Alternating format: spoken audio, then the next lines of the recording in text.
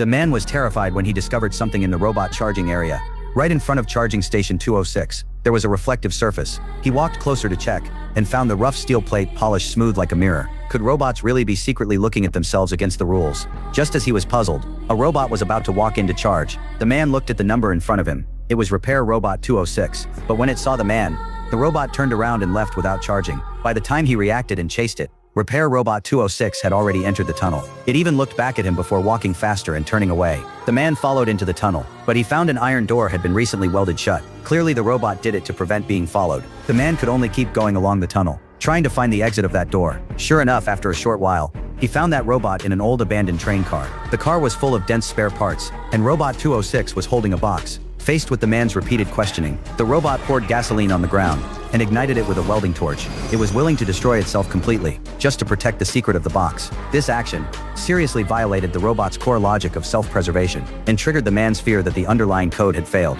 Later, Jack took the robot wreckage in the box back to the company's laboratory. After engineers disassembled it, everyone was shocked by what was inside the box. It was a micronuclear battery used for aerospace, containing immense energy. If such a battery was installed in an ordinary robot, the overload of energy would instantly burn the robot's core. Engineers forced a reboot, giving the damaged Robot 206 a short temporary life. We found this battery. Who asked you to steal it? Why did you set yourself on fire?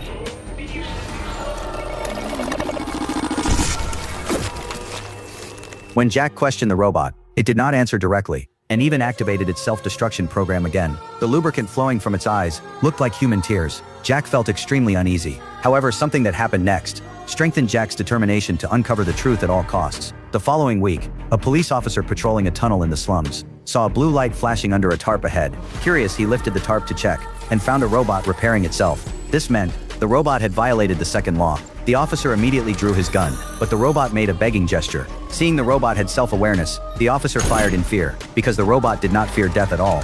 The robot was then sent back to the company for investigation. Jack immediately disassembled it when he heard, and found it had many parts that did not belong to it. The mechanic thought someone had tampered with the robot's settings, but Jack believed the robot was upgrading and modifying itself. To prove his theory, he went to the scene, and after searching, he discovered a hidden compartment behind where the robot had been. Inside was a nuclear battery. Clearly these robots were plotting something.